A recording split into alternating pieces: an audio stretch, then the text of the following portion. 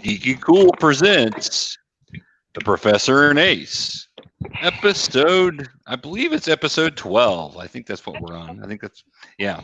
So, episode 12, we have our special guest with us tonight, the Keith, from from just about everything, because Keith knows everything. He's been involved in pretty much everything, but currently he's over on Pop Culture Minefield as one of our friends over there on Pop Culture Minefield. He and Gary co-host that show, and that's a fantastic show. We always talk about you guys and how much we love you. And even though we try to keep our show PG, and Gary has a hard time with PG, so Professor has to remind me, like AJ, keep it PG, because I do tend to curse a little bit more, but I try. I have not. You do great, Ace. You do great, and I'm not worried about Keith either. If we had Gary on, we'd have to get a censor button, and we'd have 2 minutes of regular show with the rest of the censor button going on. And Keith's laughing. Ace was just talking about how Keith, her favorite part of Pop Culture Minefield is when he gets laughing like that. So, I'm sorry. Them yet? Professor and I, we always put their information at the bottom, like at the end of our shows. But if you haven't gone over and watched them yet, it is my favorite part of their shows. He'll be talking about something, and Keith does this exactly what he starts his head down slowly, and then it's like after for minutes and minutes at a time. It's my favorite. I love it so much. It's a really good show for you, Keith, because it really brings out a lot of the stuff you have to offer, but it also lets you just kind of laugh at Gary and go on, because and other previous things you've done, a lot of times you're having to carry it, or you're having to be the serious one all the time, and this you just get to have a good time. So I love that for you. So yeah, I love it. Look, I gotta say, teaming up with Gary has, for me, been an incredible opportunity for me to be able to relax a little bit. Yeah. And so Gary takes a lot of pressure off me. He is incredibly knowledgeable, but he is so giving. And his idea for our show is to mainly have me do all that weird stuff that I do and use that useless knowledge, which allows him to just sort of sit back and lob joke bombs at me every so often. I love so information and useless knowledge. I am one of those people. So and when we did, Keith and I were on Titans of the Fantastic Show with Brittany, and when we did that, and I'd love to get back to that at some point, and maybe I know, right? Figure out a way to do that, because I think this method right here that we're using may work better for Brittany. So that would be awesome. But we've been on hiatus for a while, but in that so Brittany and I both just admired your ability to bring stuff and tell these stories and give us the behind the scenes stuff.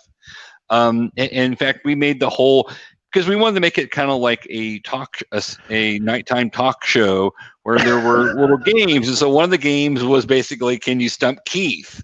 And we would have little marks on whether or not we actually stumped Keith, or if he schooled us on something.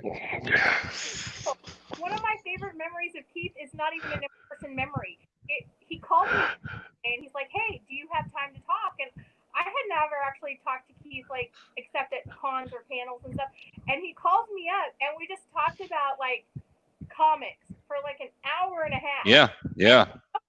That's my favorite memory of you, Keith, is just talk and the stuff I learned from that. And then I remember I was saying something, and he was just stop. I was like, what? And he goes, how do you know so much about this? And I was like, well, I've been reading comics since 1980. 1980. Right. But yeah, no, Keith is information. Anytime you need to know something, go to you about all the kinds. I agree. He has great knowledge all over the place. And pretty much if somebody famous did something important and they have any connection to Missouri, Keith knows that and knows what date they did it and what day they were born. And I'm just always amazed. I'm like, well, so-and-so was from St. Louis. And then he wrote this, blah, blah, blah. Like, whoa, I had no idea. Well, the writer on the old Batman serials was like, what? Oh, okay. So I'm just always amazed. Right. So the Scallywag is very similar. Like, he knows that I just don't. And living with him is very interesting because he'll call me out. Like, if I'm off by one day, if I say April of 1989, he's like, nope, it was August. And I'm like, okay, listen. We're having a polite conversation. Look, I will, in my defense, I do have a little bit of that OCD geek thing with me. So, yeah, I kind of get a little, I've never allowed it to be something that has gotten too out of control, depending on who you ask and what I'll admit to. But look, you got to also understand, see, I'm one of two because I do have a twin brother. And so I grew up not having to know everything because whatever I didn't know, he did. Mm-hmm. And so to have spent quite a few years now without seeing him on a regular basis, I kind of had to learn for myself all the stuff that I didn't know. So this is my way of kind of balancing that out and trying to become this individual that seemingly knows everything. But he watches our show, so I hear about it. Yeah. So excited to have you on. I know, the last couple of weeks you've been in comments and and so if anybody's watching right now, if you want to say hi, comment, a little bit. But Keith was having on full discussions on the list. He was. Yes, I love that. I feel. I don't want to just sit here and talk. Right. And you wouldn't know it by this. I'm at my house, so or you wouldn't even know it at cons when I do panels. Keith and I have done panels together, a couple of them, and it's funny because Keith and I always end up sitting next to each other. Have you noticed that?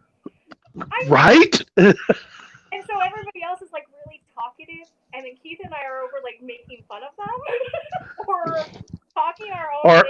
Yeah, we have our own little conversation, and yeah. Look, I get why people ask you to do panels. I'm still amazed that I'm invited to do stuff because, again, I kind of think of myself more as somebody that goes to that stuff to watch other people and to absorb as much information so that I can use it later. So it's really different for me to be someone that sits up there and people are looking right at me and I love it when I get to communicate with people, any geekdom, fandom, weirdness that I can do. If I can throw you out history, I will. But no, I'm the same way. When people are like, oh, you do panels, you must be I'm nobody. Half the time I don't even understand why people are asking me to do panels. Hey, you're not nobody. Look, there's a reason why you get invited to do all of that. There's a difference between, there's a difference between yourself and what you do. Right. And say what Larry brings to the table and what I bring to the table. Oh, yeah. And you guys have that incredible chemistry where you just play off of each other and you've got good chemistry balanced with good knowledge, and you're just good people. I mean, you're fun to watch. Thank you. I play off of the fact that I'm kind of a social oddball a little bit, but I also Oh You are far from it. You are far. Look, I gotta say, it's always fun when I get a chance to see you guys. I find myself learning as much from you guys as from anyone. And so I will usually tell, our fans they need to check out, Professor and Ace, because you guys just rock it. You guys just rock that. So thank you, Keith. I'm actually really excited about that. Like, you have no idea what kind of compliment that was, because you have this man to convince me to do this. Like, really long time. So,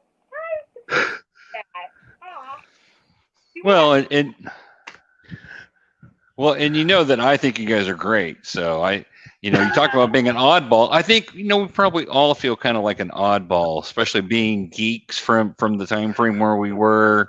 Not something you could fly a geek flag back then and get any respect. So, let alone if you were lucky if you didn't get beat up. But yeah, because I was a girl. Right. Fit in with the geeks. Like, I was like, I saw like the geeky boys who are totally like my type of people, and I would go up to try to talk to them about comics and Spider-Man and Wonder Woman, and they would look at me like, but you're a girl. And I'm like, Wonder Woman's a girl? She is. Why can't I be? So, yeah, that was always, for me, I just enjoyed being able to breach the subject with anyone that'll listen. Mm-hmm. And again, since there were two of us, it was kind of like stereo.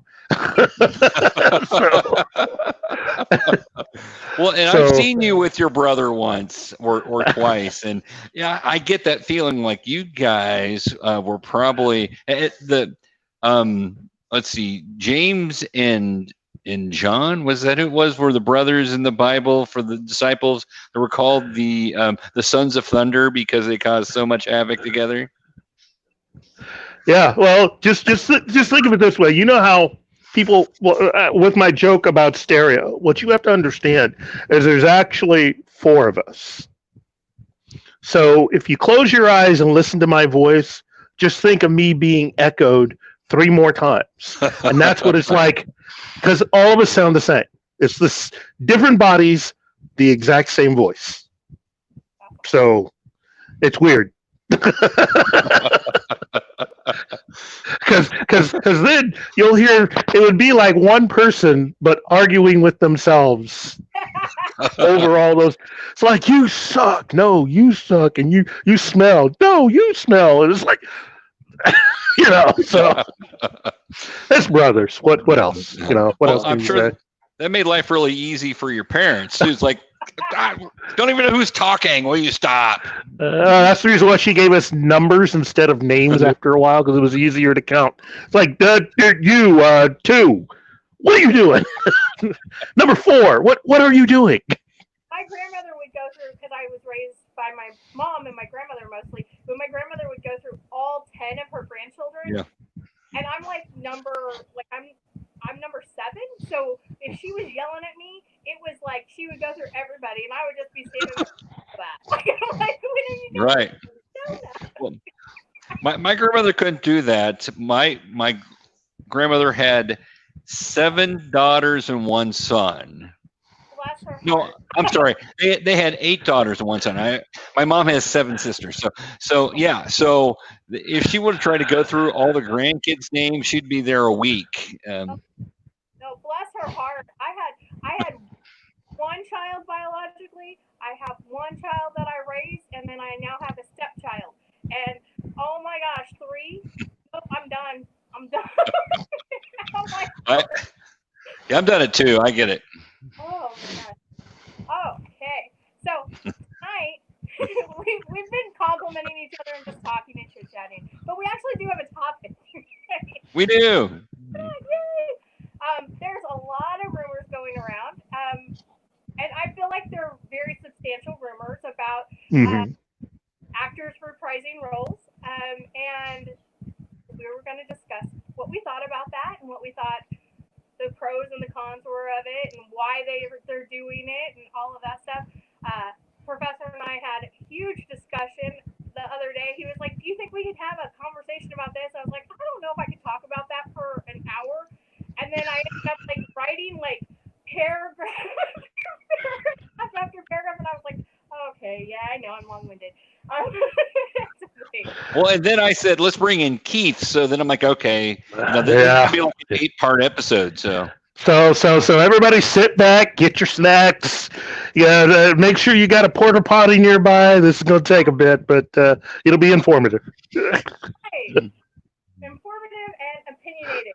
Oh wait, that's just me. Oh, we're all opinionated. It's what makes us geeks. It's true. And just so you know, like I want to say this before I get into my opinion on some of these things. I respect everybody else's opinion too. I might not have everybody else does about something. So. I get that everybody has different opinions, and the thing that I think you'll realize with Pop Culture Minefield is that for us, as it says in the name, you never know when one of us are just going to pop off. And I've learned that it is good to have as many varied opinions, but I've also learned that it's important to have an understanding of events and things that led up to whatever is reported. Because unless you have an understanding of how things got to that point, you're missing, I think, something very important that could affect how you view things.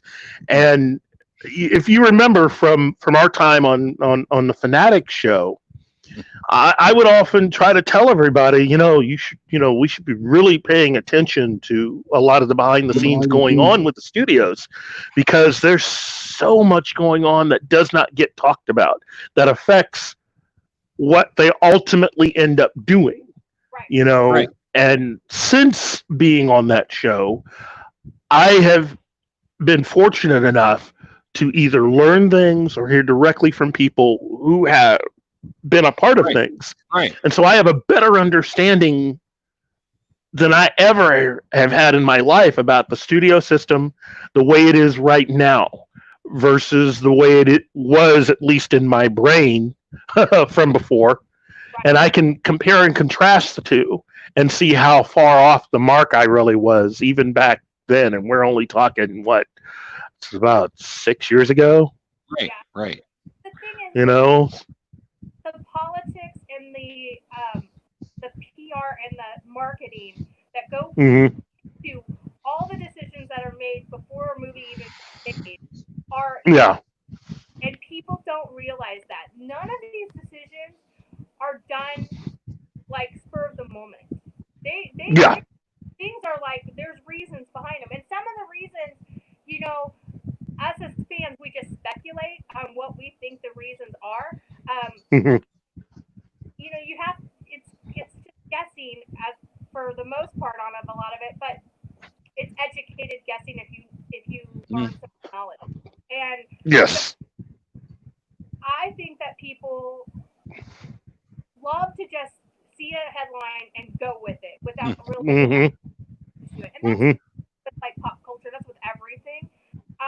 And they don't realize that there's all kinds of things that happen before this or after this, and it affects everything. So yeah, I agree with you on that, Keith. Well, we do live in a McDonald's drive-through kind of world right now. We want it quick and fast, and we want to. And it may not fill us up, or if it does, we may be hungry later, or we may regret eating it later. But we want it quick and fast. Everything we do, and we don't want to actually dig into stuff. We want it quick, we want it fast, and we want it to make us happy in the moment. Yeah. Right. And we right. necessarily always think the repercussions of that momentary happiness. Right, like having to go work out a lot more because you hit McDonald's. It's a thing. And pop culture and movies are just that. And there are a lot of people, and I'm one of them, who don't necessarily enjoy the fact that lately, not that it hasn't always happened, but because of Twitter and because of Facebook and because of all the social media, we now get to see fan service being developed. Fan service has been a thing, but we get to see it being developed into a point that it's like sometimes you're just like, is this for the best of the movie? Is this for the best storytelling? Or is it just to make a buck? Like McDonald's makes hamburgers. They're not that great, but they're easy and they put a smile on your face when you're eating them if you like them. I don't necessarily like McDonald's, but that's one thing. Yeah. But then you go home and it's like, was it what it should have been? Right. Mm-hmm. Could you have gotten a better burger? Yeah, you could have. And that's the thing. It's like I feel like a lot of movies and a lot of choices, not that they haven't always been this way, but because of that transparency that Hollywood and directors and casting has like given us, so much so that people now, it's not just you have to read like, you know, the Screen Guild stuff. You can just get it off of Facebook and you know it's right. People now think that they have control over what's going to happen. And, yeah.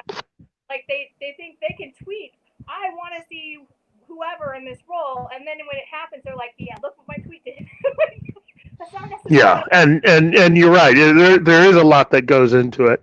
There's also a lot that goes in because of the corporate culture that we are in. What is different now compared to when we were younger, or I should say pre mid 90s, is that corporations have full control of a lot of these entertainment entities now, and that decisions are being made, calculations are being made that have, you know, that we as the average consumer have no idea about, but that in certain respects seem to hint at ways and directions that they can go that maybe at the time, if we were to have found it out, we either would be against, but later on become warmed up to, or in the reverse. You know, we could be adamantly opposed and then later on, you know, or just never get into it. You know, corporate culture is all about just that. And there's so much going on, as I said before, that is just, it's mind-boggling. So let me step in here for just a second, guys. We got to do a little service here for GeekyKOOL. The opinions expressed today for GeekyKOOL.com are not representative of all GeekyKOOL. If you love McDonald's, we're okay with that. If McDonald's wants to be a corporate sponsor of ours, we would love you. We do not hate McDonald's. I just need to the big corporations and the decisions they make, like AT&T and Warner Brothers and Disney. We love you all. You can definitely come be a sponsor. Anyway, that was just the service announcement I needed to make sure that everybody knows that GeekyKOOL's, these opinions aren't necessarily GeekyKOOL's opinions about certain restaurants and corporations. Okay, we can go ahead. Love you, Ronald McDonald. Love you. The rumors going around right now are, the big one is about the bat, and it is about Michael Keaton coming back and putting on the suit again. When I heard this, I'm not gonna lie, I saw it all. Like, I woke up, opened my Facebook, and it was just people who were like, oh my god, oh my god, yes, oh my god, yes, oh my god, yes. And my initial thought was, I don't hate it, but I wasn't really excited about it. And with saying that, like, I understand the reasons that I think are behind it a little bit more, just because, you know, knowledge that I have and I keep up with things that are going on. But so I have, and Shmoo and I had this discussion a couple weeks ago on this show about the recycling that happens in superhero movies, whether it's recycling villains, recycling origin stories, recycling, and now you're like recycling, you know, an actor. Not that I love Keaton, don't get me wrong, but an actor who played the part 30 years ago. I think it could be done in a really interesting way, and I look forward to seeing that. But I also am kind of disappointed because I want new. And when I say new, these are stories that are like, you know, the comics have been around for years, and there's so many stories that they just haven't told that they could tell. Yes. I was disappointed. He's one of my favorite DC heroes, is the Flash. For the same reason I love Spider-Man, because he's that snarky kid, you know, Barry Allen. I love him, and I just feel like they could have given him a movie that wasn't necessarily thrown with all kinds of other people and let him have his movie. Like they did Wonder Woman. I mean, she's part of Justice League, but she had her movie, and but I understand why. I have my reasons why I think it happened. One, the script, the story, the Flashpoint is a great story, and that's kind of where they were going with it when I first read that he was going to do a movie. But Keaton, I'll go watch him, but I would have gone and watched the Flash movie anyway. So he's not my driving force to go see the movie. But I know that he's going to be the driving force for a lot of people to go see because a lot of people have wanted to see him, especially after the Birdman and especially after the Vulture. They're like, he's still good. He can still pull it off. Let's put him back in the bat suit. And so I understand that nostalgia plays a part in it. I understand that, in my opinion, you have your nostalgia, you have your Ezra Miller issues, and I say that Ezra Miller is very controversial to a lot of people. He has tweeted a lot of stuff. He is also very out in his own life, and that might not fit the narrative that a lot of geek fans and comic book fans want to see. Not necessarily me, this is not, but if you can throw in somebody who brings in that like old school nostalgia, maybe it helps that movie go a little smoother. And then also, this is a big thing with any comic book movies that I have a problem with. The DC versus Marvel. You know, everybody's like, Marvel movies are better, and I'm like, because DC's always afraid. I always feel DC is afraid to take steps. Right, Keaton's laughing. I'm always afraid to take steps. How many times have we seen Catwoman? How many times have we seen the Joker? How many times have we seen the origin stories of these characters and stuff? And because they know that they're the safe stories to tell. And Batman alone has a huge rogue gallery. Flash has a good rogue gallery. Like, take some chances. I just want to see them take some chances. Sorry, now I'm off my soapbox. You guys go on yours. Well, and okay, let me go through what you've put out there. First, I think the reason why this is happening has more to do with the behind the scenes. Well, it's not even much of a conflict. This is like after a major war, and how armies used to, especially when you were talking about the Greeks and stuff, how they would go through and they would just kill the wounded because they didn't want to take any prisoners. Warner Brothers was not a very well place for a long time. There was a lot of behind the scenes stuff that created a culture that was not conducive, at least when it came to their more non-traditional entertainment. Right. The thought was that when Warner Brothers bought DC Comics in the 70s,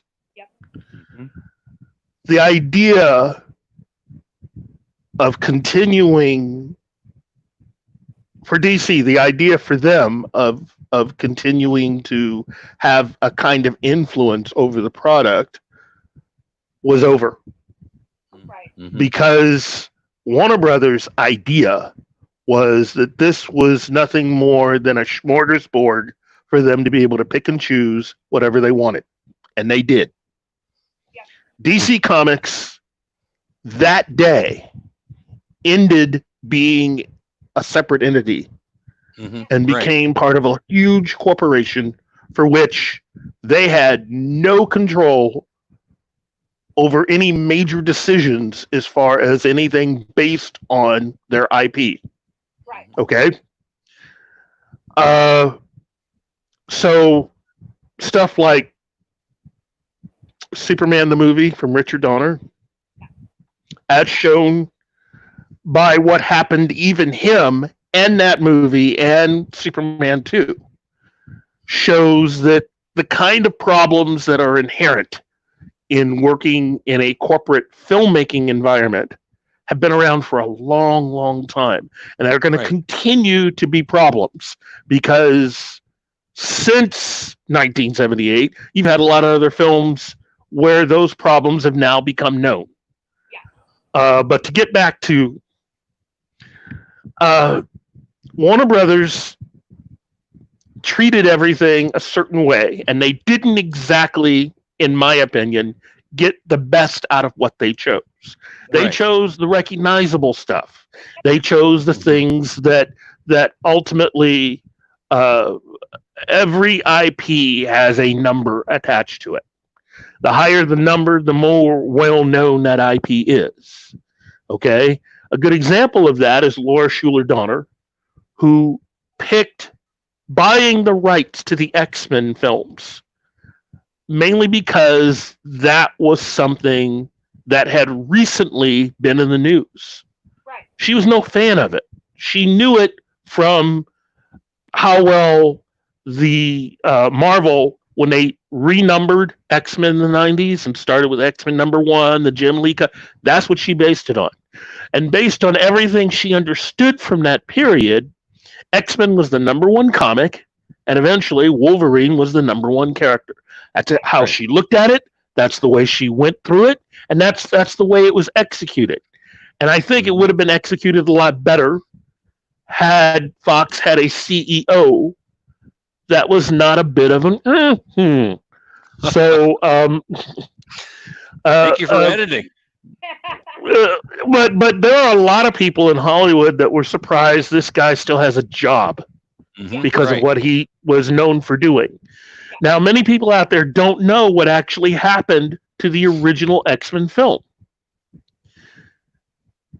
In the week to 2 weeks prior to the start of production, the CEO, Tom, decided to liberate around $20 million from the budget. He took it. He figured they weren't going to need it. He just took it. And I'm going to take this someplace else. Right. When you are making a movie, every dollar has to be accounted for. You have to make sure that you have enough money to be able to do X, Y, and Z. So that $20 million then affected what they were able to do. Now, thank goodness they had a good script, a good cast. The movie did well. Right. Although Tom, having done what he had done, looked at it and just figured, well, see, you guys didn't need that money after all. Right. How much better would that movie have been if they would have had their full budget? Well, some of it I can tell where it went wrong in the third act with some of the CGI, the early CGI effects, the scene with Wolverine versus Sabretooth on top of the Statue of Liberty. Some of those effects are not really that well done. And you can now tell after all these years, when you get it home, you're able to see it and really look at it, you can tell there are some problems. Now, that does not make it a bad scene. Oh, no. That just, it's just a little bit of the effects, but that's corporate interference, you know. And it's not that prior to that directors really had a free hand. This whole free hand idea is more of a recent thought. Yeah. In so much as that it has to do with the end of the studio system. Right. So any filmmakers that have come along, a lot of the younger filmmakers at that time, at the very end of the 60s, and who ended up making a lot of the big films of the 70s, that's where that comes from. Prior to that, the director was just a hired gun, like everyone else on that film. Prior to that, and had to say on everything, like everything. It was a studio, like the studios had to say on like which actresses, like you couldn't just pick a role, like you were signed to that studio. You had to be a certain weight. You had to have your hair done, like the actors. No, they had. People don't realize the control that studios had over every aspect. Yeah, and there's a lot more freedom today. There's and with that freedom, both in the stories that you can tell and the ability to make as much money as you can. Right. There's also the possibility that, hey, you could end up with a Heaven's Gate. Which is a movie that they spent a lot of money on and did next to nothing at the box office. Right. Where it comes down to with Warner Brothers is that they were, again, interested in the IP. You had Superman, and then you had Superman 2. And the problems between those two films and what happened with the producers and the director, Richard Donner, that ended up resulting in a movie, Superman 2, that, while exciting, was not the movie that Richard Donner was actually making. Right. And I think really affected the grand story that he was trying to tell. Right. Years later, we have the same thing in the situation with Zack Snyder, with Justice League, where you have a filmmaker whom, again, not everybody likes. Right. And with all of the inherent behind-the-scenes problem with Warner Brothers actually had the opportunity of getting rid of him prior to the start of filming of Justice League and didn't. Right, right. So once he was allowed to start production, that in of itself is the approval of the director and the script, since you gave him a budget. Right. Now they had already talked him out of doing 3 movies, because that's the original idea for Justice League was 3 films. Right. Taking that 3-movie idea, he had to take a 3-movie idea and turn it into 2 movies. So you had money put aside and sets built. Right. For 2 films. You make this movie. It's not an easy time behind the scenes. Do not believe anyone that says that the studios are not watching dailies. They do. There's one person whose job it is to watch dailies from all the movies being produced. They knew what movie was being made. Right. Right. They sent people down who started interfering, or I should say, adding their opinion in to the movie that was being made. Adjustments were made. But in the end, the decision was ultimately made to go a different direction. Snyder's daughter had already she had passed away maybe about a month before the studio and he parted ways. Or as I like to call it, fired him. Right. Up to that point, Joss Whedon had come in. I've heard this part of the story before. You have another director come in under different pretenses to then what you were initially, to what you ultimately would be able to use him for. Who does that sound like? Was that Richard Lester in Superman 2? Anyway,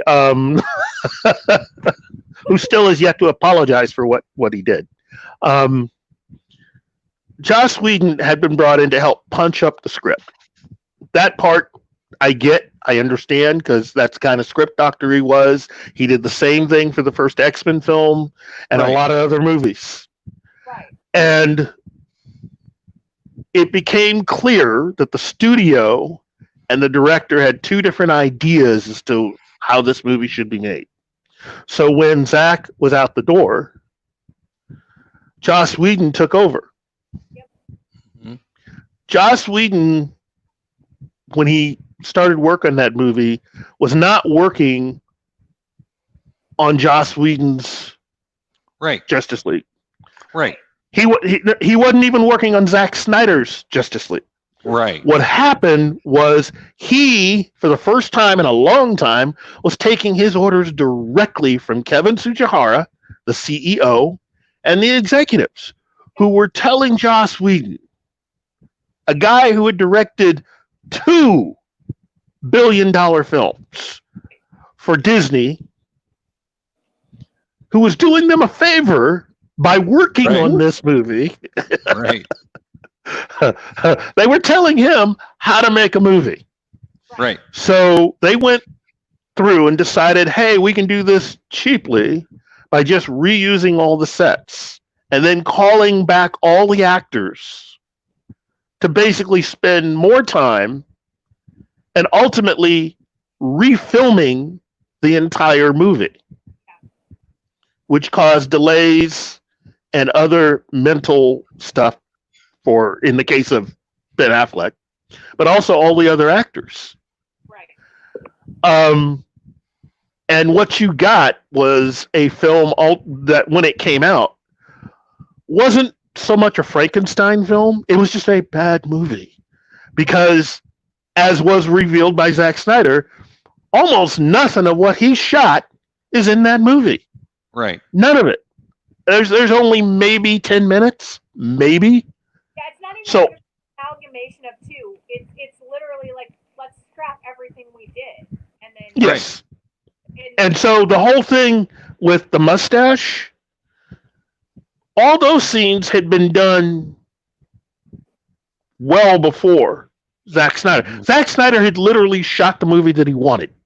Right. So the trouble with the mustache was all of the Joss Whedon stuff.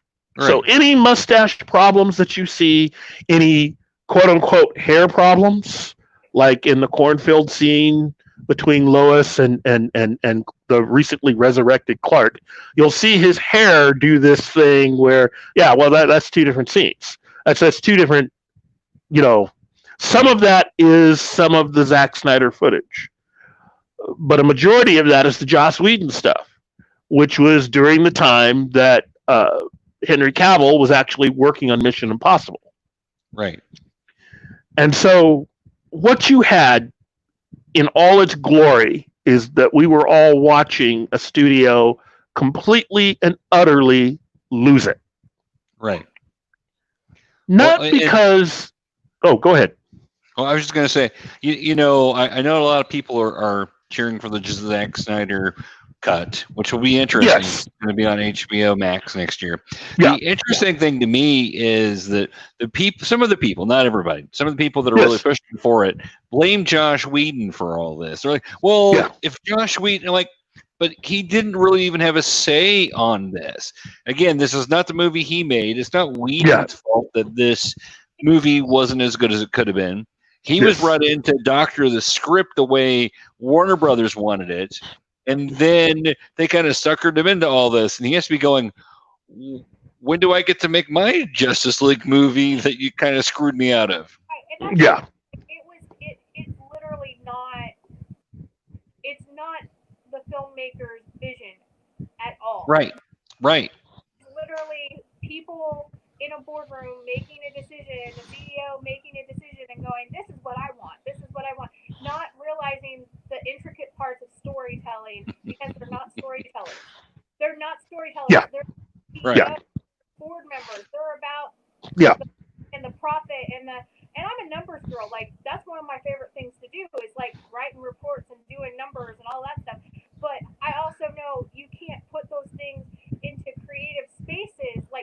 storytelling. Right. That be the driving force.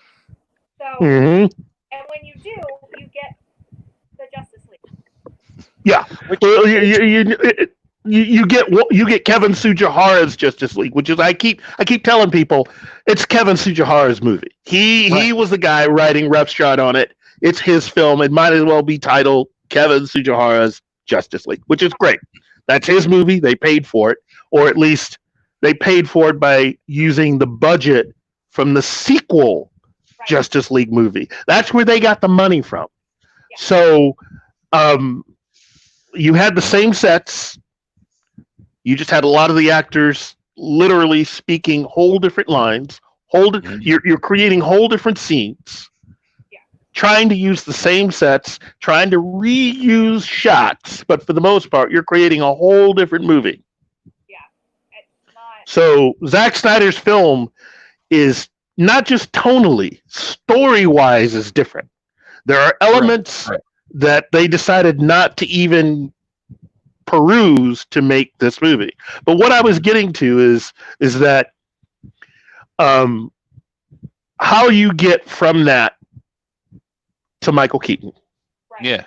Is that AT&T is the reason, or the supposed reason, why Kevin Tsujihara did what he did. When Joss asked him for more time and to push the movie back, Kevin Tsujihara turned him down. Right. So that's the reason why you get the bad visual effects and the mustache and all of that. He didn't have enough time to finish everything that he was hired to do. So he's getting it from all sides. He is. And so the movie comes out, does badly, as expected. Kevin Tsujihara and many of the executives are expecting AT&T to come in, take over. They figured they were going to lose their jobs, but they knew that if they put the movie out as they had scheduled, that they at least get their Christmas bonuses. Right. So AT&T comes in, as expected. A lot of people get fired, although Kevin Tsujihara got fired for something slightly different. You know, he wasn't a nice guy, and that's as far as I'll go with that. You can Google the rest of it, but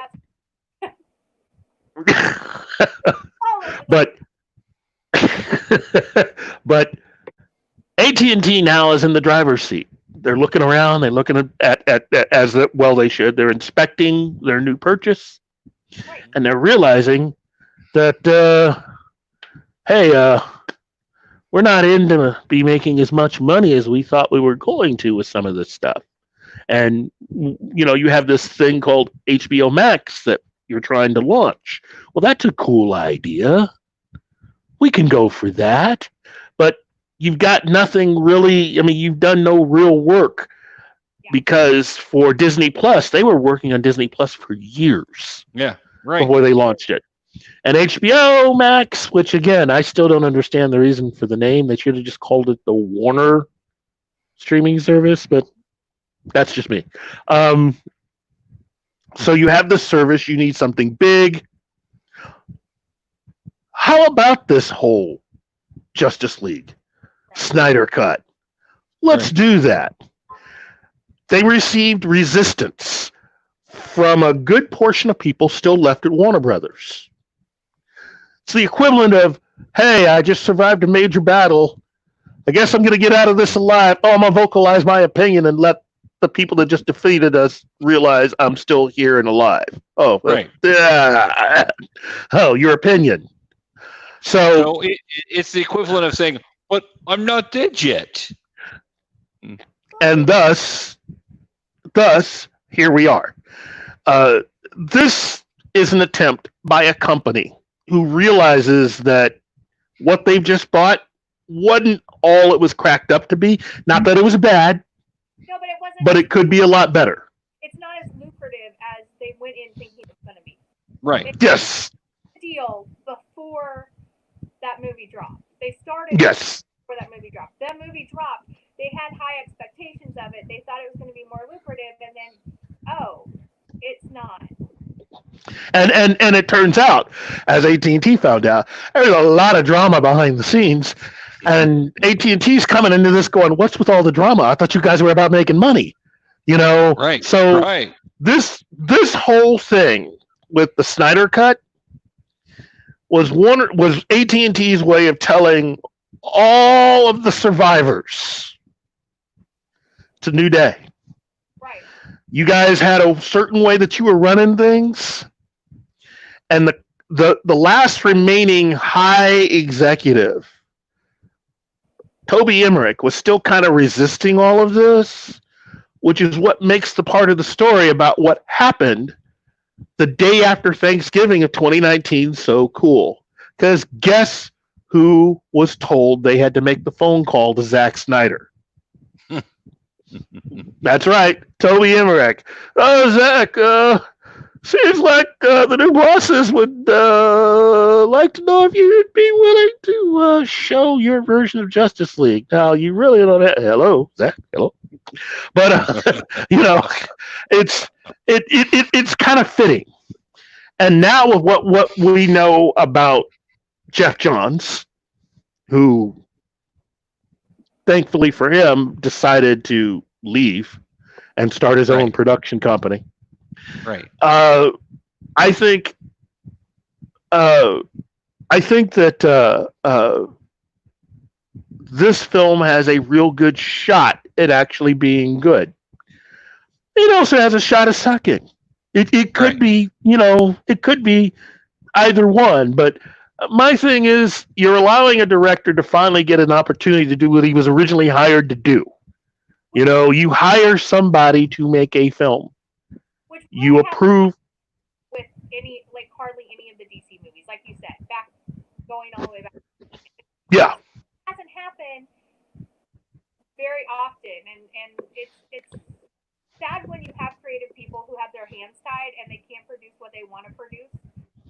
And so, no, I have hopes that it's good. I also have that business brain going, how can we help this along and let this be successful? What can we do to make this more successful? I know that they talked about, there was rumors Jeffrey Dean Morgan was going to be Thomas Wayne as Batman, Flashpoint, that sort of thing. I would have loved that too. Yeah. Well, then you bring up Michael Keaton, and it was well, financially it's better. It is probably, in a sense, I shouldn't say cheaper, but Michael Keaton is an Academy Award winner. He's won an Academy Award since having last played Batman. Right. So, I think that this is all about AT&T's new plan, which is, some of this stuff that the fans are asking for isn't really that bad. We could actually make a lot of this work. Why aren't we doing this? And the reasons that they are getting back from Warner Brothers is wrapped up in a lot of this. Well, I don't like him, and he did this to me, and it's like, what does that have to do with business? Does it work or not? Does it make financial sense or not? Is it something that we can actually move forward with or not? Will we be competitive with all the other studios? Will we be able to at least match what Disney and Marvel Studios are putting out? That's what they want to know. Right. And if they have years and years of catch up to play with it, like they do, just because Marvel did 11 years, 22 movies, and it all. Well, let me at least correct you and say Marvel Studios, because Marvel is a different thing, and that covers Sony and the Fox, and those two, by every stretch of the imagination, have just as many problems as what I just described with Warner Brothers, if not worse. Marvel Studios, they have to do something to kind of reset their creative. Yeah. They have to, in order to, going forward, be on a level where Marvel Studios has hit. And yes. They've tied the hands of all their creatives for so long that they can't right. They can't go forward. There are big pictures, and if they would have started in the 70s or even in the 80s, and they would have created a universe that had these characters and expanded these characters, and they would have had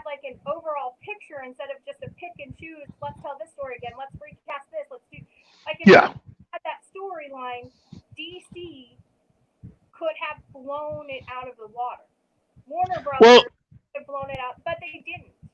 So yeah. DC, and I'm in the middle of doing a special project with Gary. Because we often get asked about a lot of this stuff on our show, and I often, I recognize recently that Gary and I end up telling the same stories again and again and again. And I think it'd be easier if we had a video that sort of played a lot of this stuff out. Right. The thing about DC's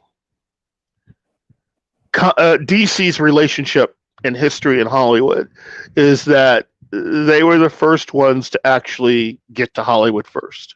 Yeah. They had a lot of success. They had a good 30 years head start in the amount of success that they had. And something that I did not know originally, they also had a hand in having people that worked for National Comics, which is what DC was known back in the day as, that actually participated with the making of the Adventures of Superman television series. That was actually a planned thing. Okay? So there's a lot of pioneering going on. And there's a lot of stuff that they were able to do. And to be fair, Marvel was kind of busy in the 50s, shall we say. They were busy, and then they got back to business at the end of the 50s, going into the 60s. And they were a company on the way up. And everything they did was about being a business, not keeping pace with DC, but just trying to basically go, hey, we're back, we're here, look at us. And I give them mad credit for what they were able to accomplish and the people that they were able to attract. But DC had all of this stuff that they would just, from the moment you get out of the Adventures of Superman. And again, for anyone that wasn't old enough to understand how big that television show was, that show was the biggest thing on TV, and it was the equivalent of like the first 2 seasons of American Idol, is how big the Adventures of Superman was. And it was on the success of the Batman 60 series was the closest thing that Hollywood had seen since the Adventures of Superman. Right. And ironically, a lot of those kids that grew up with that show were teenagers by the time Batman 66 came along. Yep. So then you got into the 70s and, Wonder Woman, and the movie didn't work. Yeah. Then you do it again. And the second time's the charm. Oh, well, that plus you had to recast. Right. And then irony, you find your male lead just happens to be the guy that was the runner-up to get the role of Bruce Wayne in the Batman 66 series. Right. Meanwhile, on TV, it's Super Friends. They're knocking it out of the park. I mean, the #1 animated cartoon for 1973 to 1985? Something like that. So, I mean, yeah. I mean, say what? Over a decade. Yeah, well over a decade, and so you've got all of this. Oh, and Superman the movie, which included the very first big budget superhero comic book movie Easter egg by having the original actor and actress who originated the role of Superman and Lois Lane on film in the movie with Kirk Allen. Right. And Noel Neill. Which, again, you have to think, for many kids, they kind of, they kind of remember Kirk Allen. They remember George Reeves more. Right. But Kirk Allen often gets left out, even though he was the first person to ever play Superman. And to have him in that movie and forever immortalized in that movie, amazing. But it's just an example of how many breaks, how many good things went DC's way before they hit that wall. And like I said, the wall was, it was all corporate, political. Yeah. It has nothing to do with the stories. That's the thing. Yeah. It has nothing to do with the story. It is really just the political thing of corporate America that's like, no, we've got to do this or we've got to do that, and it just it ruins storytelling in so many ways. Even in comics, like when it goes like comics and books and movies and TV and stuff, when they start doing that, and it just ruins the story a lot, and it's so sad. And what's ahead for comics as a medium? Right. I lay largely at the feet of corporate entertainment. I do not believe that Warner Brothers and Disney have been good for comics. In fact, I agree. From what I heard, one of the first things brought up by an executive at Disney when they bought Marvel was somebody had made a reference to Marvel Comics, and this executive's like, well, why don't we just shut that down and save money? Right. This is still, in my opinion, this is still going to happen. Okay.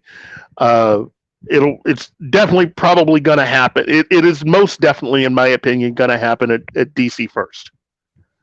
But it is, I'm telling you, I am as sure as I am sitting here right now, whatever happens to DC Comics is going to happen to Marvel within the next 6 months, if not sooner, after it's announced. Well, I would guarantee you. I would agree with that unless there's enough backlash and enough bad press for it happening that because especially if it's going to happen to Marvel. Right. Well, it may delay it, but I think if you have enough of it, then you're going to get the attention of people because, again, Disney's all about making the money, and you don't want to isolate your fans. And if you're like, man, if we can keep the people happy enough with this, then they're still going to come see our movies. But if we but that's the insidious part of the plan. I'm not saying that DC Comics, as far as the characters, IP, and even the actual comic book stories are going away. And I'm not saying that that's also, Marvel Comics and their stories and their movie. None of that's going away. What I mean is Warner Brothers has decided that it's cheaper to allow other companies to print the books. Marvel has been wanting to do that since they bought Marvel. Right. DC's been wanting to, Disney's been wanting to do that since they bought Marvel. So that's the plan. Now, the comics will survive, but it'll be harder to do even the simplest of things that we as comic book fans have taken for granted for years about comics when it comes to both Marvel and DC and their universes and the characters. Because if you have Batman comics being done by one company over here, it's going to be next to impossible to get Batman to do anything with Superman being printed over there. Same thing with Marvel. Because it's like if you have three chefs cooking a meal, but they don't talk to each other and they don't collaborate, and then one brings you like your first dish and it's like Mexican, and the next one brings you like Italian, and another one brings you like American, and you're like, this doesn't go together at all. It's because to collaborate, and so it's and ultimately that is really going to have a disastrous effect, in my opinion, on Marvel, because Marvel really functions out of that interconnectivity. And if you're having to have different companies take charge of characters, I look at it this way: it's going to affect books like the Avengers, because you can't keep using characters that are off with other companies. So one company will be chosen to be the ones that'll make Avengers comics, and they'll just use what they have, the characters that they have, to be the new Avengers. And that's a sad thing. That's a sad thing for both companies, because it really does, when you look back on things like, Civil War, when you look back on massive event books that both companies have become known for over the last 30 years, that's going to become a rare thing if it'll ever happen again. Right. And while in recent years, a lot of the talent that they've had at both companies have abused a lot of that, I still think that it's a good thing when handled correctly and handled deftly. So, well, they got to the point to where they were overusing events, especially in Marvel. You don't need an event every 6 months, every 3 months. You don't need a special event for X-Men characters versus. I'm like, no, and I always I can't tell you when the last time I read an event book that I went, oh, I'm so glad I read that. I'm usually like by the last issue going, why did I waste my time here, and all that money? But no. So Keith, let's try to bring it in. I know that's hard for us. And, I'm done. I'm done. I don't want you to be done. So talking about, so we've got the history there. We understand that. Want to talk just a little bit about what are your thoughts on bringing back Keaton and Michelle Pfeiffer for Flashpoint? Do you think they'll be main characters? Do you think they'll just be little fan, play here that they're going to show up and then be gone in 5 minutes? Do you think they're going to be a major part? Do you think Thomas Wayne's going to be a part of it? What are your thoughts? Who first? Or should I say summarize? No, I'm trying to parcel out what I can and can't say. Okay. I'm wanting to hear this. Yeah, no doubt. Yeah. Well, I've made certain promises not to reveal things, so. Okay. But, we don't want you to violate them. Yeah. Do you think? Okay. Do you personally, without revealing it, do you personally like the idea of them coming back, Michelle Pfeiffer and Keaton? Personally, this is not. Yeah. Yes, I do. Okay. Wow, I don't know if we've ever had Keith to where he was tongue-tied and unable to say anything. Because I haven't promised anybody to say anything, and I don't really get stupid stuff. I just know what I know and what I read, and I read between the lines a lot. I do not think Thomas Wayne is going to be a part of the Flashpoint movie. Right. I think the reason being is because Affleck is not part of the Flashpoint movie, and they were going to have Jeffrey Dean Morgan do that, like there was talks about it at the beginning.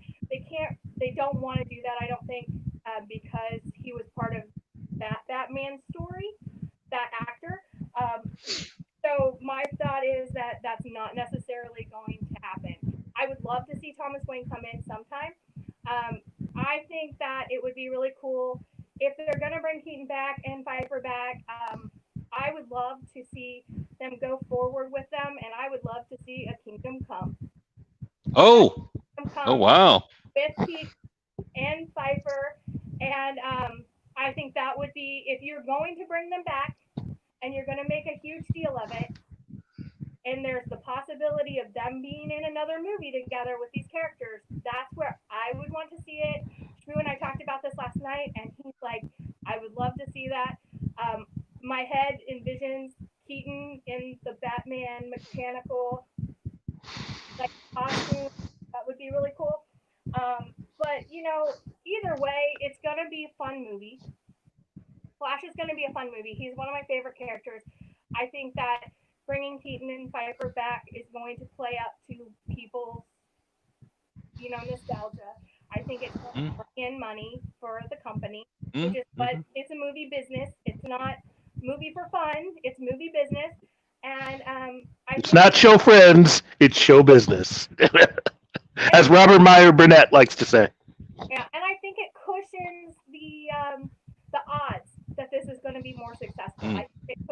off. It brings those odds up more. Do I think Ezra Miller could have could he carry a movie all by himself? I'm not sure they in Justice League, what we got of the Justice League and Ezra Miller, I don't think they established him as much as they should have. I would have loved to see them establish him more. And I think that Flash could carry a movie, like the Flash carry a movie. Right. The Flash right now could carry a movie, and I think you need somebody else brought in. So I think that Keaton and Pfeiffer, if they come in, are not going to be all of the movie, but I think they're going to play intricate role in the movie or the storyline just to carry that cushion. I think if I was in the movie business, if I was in that boardroom and making decisions or talking to the director about the decisions that were being made, this is what I would say. I would say use them. Don't let them be the driving force of a Flash movie, but use them enough that it cushions those odds and helps us out. I saw a little boy waving behind you. Yep, that's Logan. Yep. So I don't know what Keith knows. I really want to know what Keith knows now. I do too. I will find out soon. But those, my opinion, that's just from reading and talking. Like I said, the Scallywag and I talk. He loves DC. And so we talk about these things all the time. And those are just the things that I've been reading and reading in between the lines for. And so that's my opinion. So I have good opinions sometimes. Yes. Oh, you have great opinions. You do. So, personally, after seeing Birdman, I thought, wow, Keaton still can play this role. And then seeing him in Vulture. And to me, it's a scene in Spider-Man Homecoming when he turns around to talk to Peter in the car. He's not even the Vulture suit, but he gives them that look and that tone. And I'm like, oh, crap, he could still be Batman. Oh, wouldn't that be so cool? Yep. So, personally, I would love to see him used in some sort of Batman Beyond role. I think that would be pretty amazing. If you found a way to be able to bring that in, if you could lead, this movie could lead into that, that would be pretty awesome. But I don't know. Catwoman, Batman get married, Damian Wayne running around, Oh, now you're killing it. Not Damian and in fact, Damian has nothing to do with Catwoman. Oh, no, but I think Damian is the spawn of God. I know things are for Damian Wayne. However, and I'm going to Damian Wayne as a character in animated series has been done really well. And I really like the stories. And I would really like to see him in live action. And I'm just going to leave it at that. I've always liked Damian Wayne. I know you have your issues with Damian Wayne. But I like Damian Wayne. I love all the Robins. I prefer Robin over Batman. But yeah. All I can say is if you allowed me to call into a 900 number to vote if we can kill Damian Wayne, I'm calling 100 times. The flashback to the Death in the Family Part 2. We're really killing the family this time. Scallywag comes in. Hold on. Tim Drake.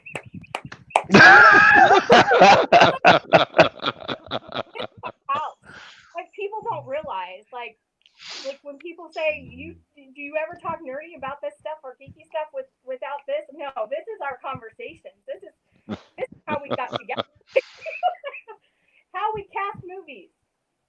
It's a thing. It's a thing. So Keith, I also wanted to ask, because in one of your videos a little while back, you talked about Marvel Sony version bringing in old characters, also bringing in a couple of Spider-Mans for a Spider-Man movie coming up. Yes. So is that more confirmed, or is that speculation, or it may be something you can't tell us there? But you know what? We did talk about it on one of our shows, so I can say for now it is speculation. It's a say what? Almost. It's a very me for rumor.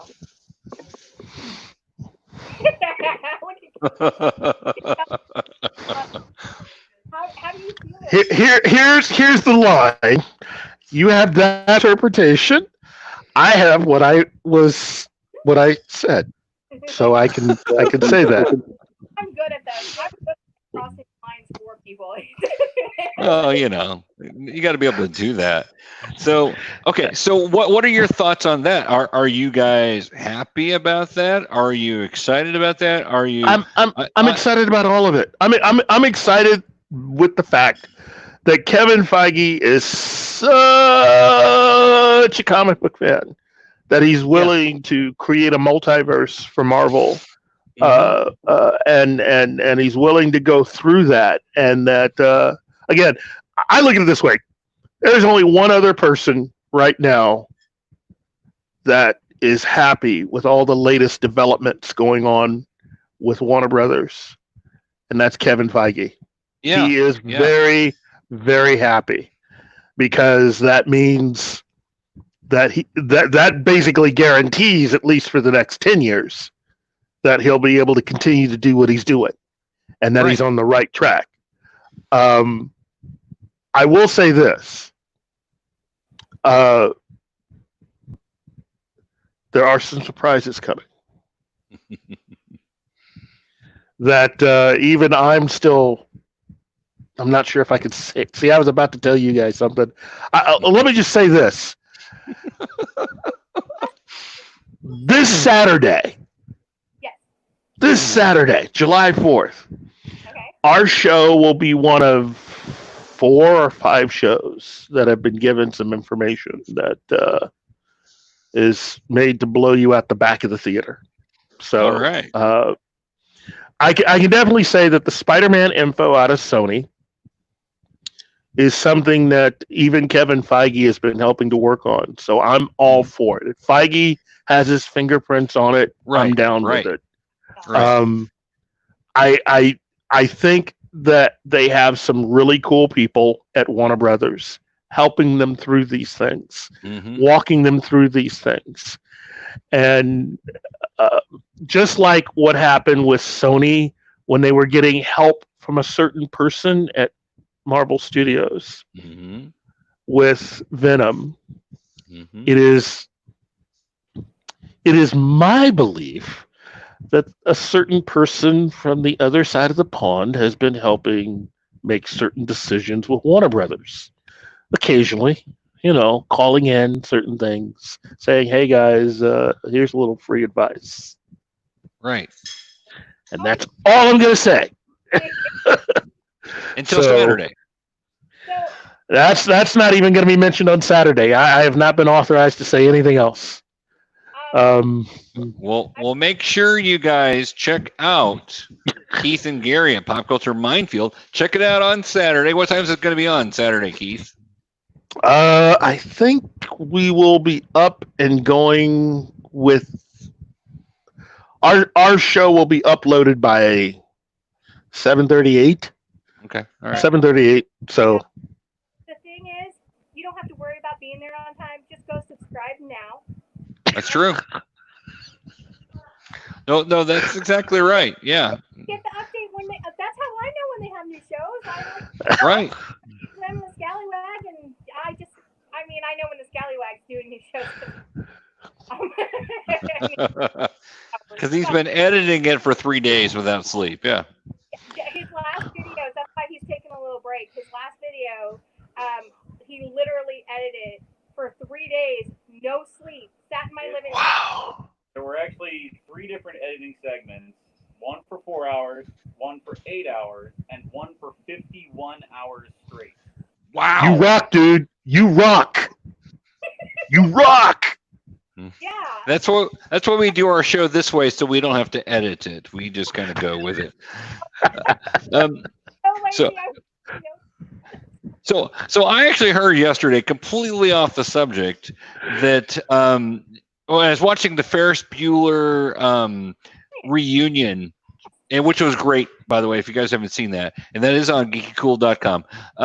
But they were talking about how there was a character who stayed up one of the actors stayed up 24 hours for his role. And I was trying to figure out who it was. It was Charlie Sheen.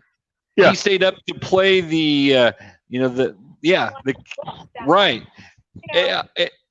And I'm like, that is awesome. I just figured he pulled that off, but he actually stayed up to do that. So that's pretty, but he didn't stay up 51 straight hours to edit something. So hey,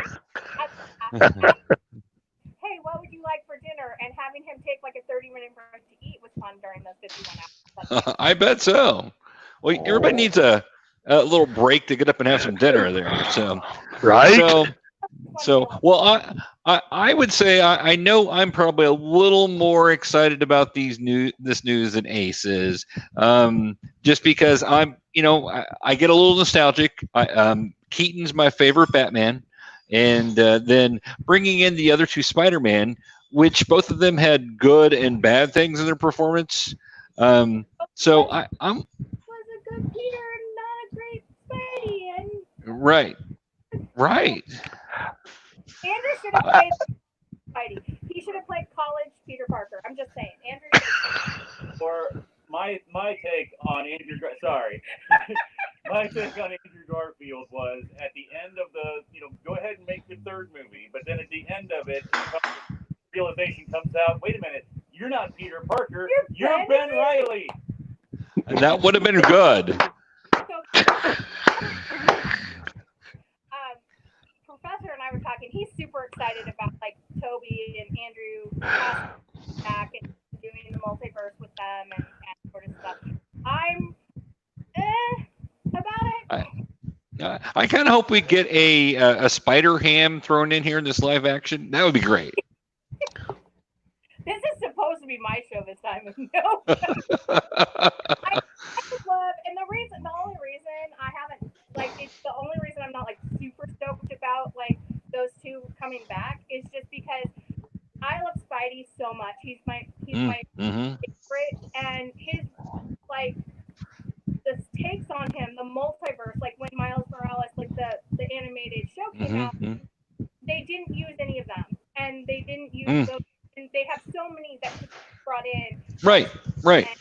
Spider-Man. And I would love to see Ben Reilly show up. He is one of my favorites of that. I don't have in the blue vest. Yes. Right? Yeah. I would love that. Are you talking about Spider-Punk? No, I'm talking about the Ben Reilly Spider-Man. I'm like, he's going to be in the sequel. No, and Miles and yeah. I don't mind them possibly bringing back Toby and Andrew. I just don't want it to just be Toby and Andrew. Right. I think Tom Holland is Peter Parker. Yes. And so my theory is we have that amazing Spider-Man right now, and bringing them back I don't have a problem with, but I don't want it to be about them. I want it to be about more than just that. And I'm hoping the story goes there. What are you doing? I have the child just floating around and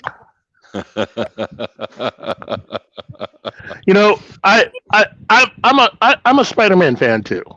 I like Spider-Man and all his various incarnations. I'm a big fan of Joss Whedon's Spider-Man, aka Buffy. Right. I'm a really big fan of Miguel O'Hara, which I would love to see as a movie. I look at it this way: I could actually see Sony wanting to jump ahead and just go straight into doing a live-action Miguel O'Hara movie, which would rock. That would rock hard. But I gotta say, I'm not keen on the way Sony has done a lot of things behind the scenes. Right. And for me, the saving grace is having Kevin Feige working with them, because that means there's a level of quality that I completely agree with. True in that Amy Pascal will be stepping down soon. I think that was. Oh, she's already gone. She's already gone. But it was part of her package, though. It was part of her deal to leave that she took the Avi Arad deal and decided to glom on through her own independent production company. She is now attached to all future Spider-Man films that Sony makes. So you're never getting rid of her. You just broke his heart. Like, I'm sorry. I'm sorry. I thought you knew. I thought you guys knew this. This is information from like a few years back. I mean, she's been gone now almost 2 years, 3 years. Yeah, almost. Yeah, right. So he's just like he was hoping she was gone from Spider-Man. No, I know. I knew she down a couple of years ago, but I had heard recently, like within the last couple of months, that she might be like out completely. But I don't know. She's not giving up that cheddar. She is not giving up that cheddar. Yeah. That's easy money. That is so much easy money. And Kathleen Kennedy are two of my biggest nerd enemies in the world. You see, you and I are the same, except there are three more names added to that.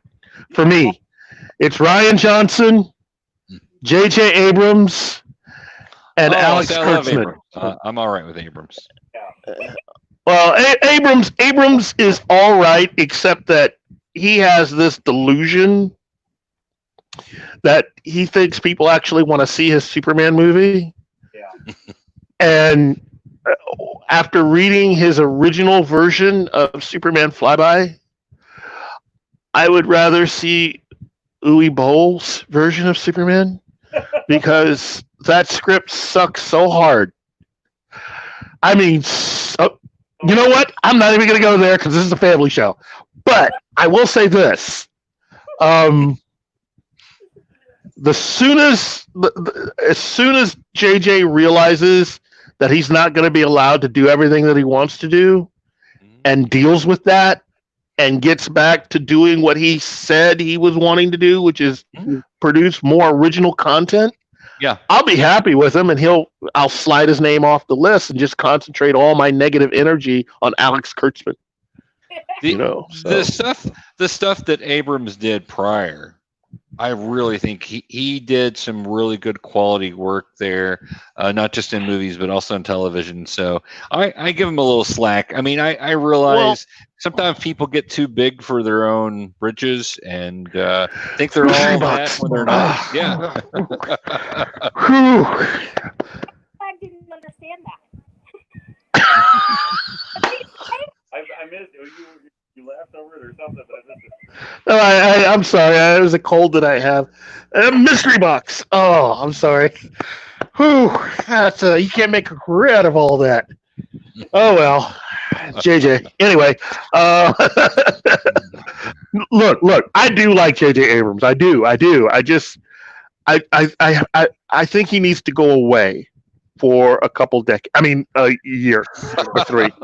So I love what he's done. Look, I am one of the few people that actually likes the entire series Lost. Yeah. That said, I just think that if you've already laid waste to 2 major franchises, maybe you should just consider the possibility that it's not so much them, but you. I mean, See, and I don't necessarily consider he laid waste. He did things that I didn't necessarily agree with, but I'm more of an apologist, I guess, with him than I know you're not. That's okay. No. Look, he is talented. He is very talented. But one of the things that I said, you remember me saying that I've learned a lot. Yeah. And one of the things that I did not know that has really been emphasized by people in the business with me is how important merchandising is. Now, I knew that merchandising was important because you can make a lot of money, but I didn't realize that the amount of money and what the effect that money has on the bottom line. Right. And people need to realize that is so important. And it is one of the leading factors as to the reason why certain women with double K's in their name will no longer have jobs working in this very magical castle place. Right. And that was also one of the reasons why a certain guy with the double J decided that he needed to move on from both the destruction of Star Trek and the destruction of Star Wars, because the merchandising money, while the films did very well, the merchandising did bad. Say what? It wasn't handled right. The merchandising aspect was not handled right. And this is the thing that shocked me about that, especially the Star Wars merchandising, is Disney is masters of merchandising. Disney, they're like, you know how many Frozen things I have in this house right now? And you know how many Frozen things? They're masters of merchandising. And no, it was not handled right at all. And I'm not even the stuff you see behind me is not mine. It is because but well, and I would love to get into a big conversation about merchandising, but we're going to need to do that at a later time because we're I'd be happy half an hour over. Yeah, I'd be happy to come back and do that with you. All I could say is go to YouTube and look up all those videos of all of those Star Wars toys that were unsold, and what ultimately happens to a lot of those toys, and how long some of those toys sat on the shelf. Oh yeah. I'm telling you, JJ isn't making any more cheddar off that stuff. And because he wasn't making any more cheddar, just like what happened with Star Trek before, he moved on. Yeah. Right. He wants to do Superman because it's going to give him an opportunity of making some more cheddar with the merchandising from that. Unfortunately, he doesn't know how to choose talent because he's decided to recast Superman to do it. So that's the problem at this point. He wants Superman in exchange for probably leaving the rest of the DC alone. And Henry Cavill wants to continue to play it, and his agent and his agent's ex-husband have decided that they agree and they're not going to leave this alone. And so AT&T and Warner Brothers are caught in the middle. Right. Okay? You would do well that when The Rock says, this is the way we're going to do things, you do well to listen to him. So basically right now, The Rock and JJ have started their own conflict. And the future of the DC films are at stake at this point. So I'm going to say something very controversial. Then we're going to go to our ads for everybody. But so here's my controversial statement. You guys are going to hate me after this. Okay. Brandon Roth was a better Superman. His movie You know what? But he was a better Superman.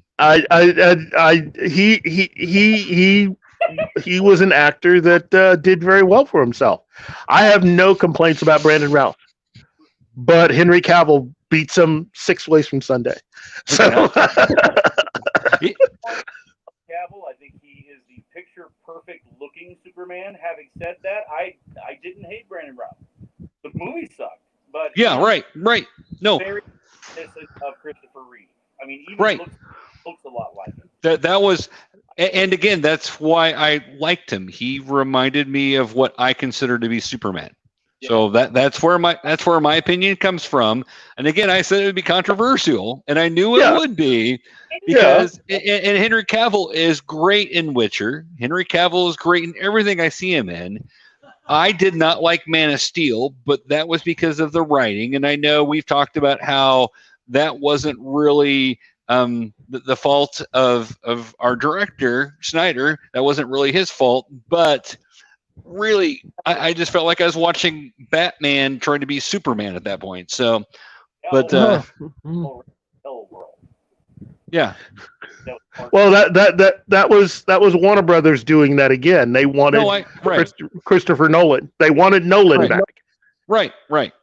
And no, and we've had that talk, and I get that, and I don't blame Cavill, and if Cavill continues to play Superman, that's not going to bother me at all.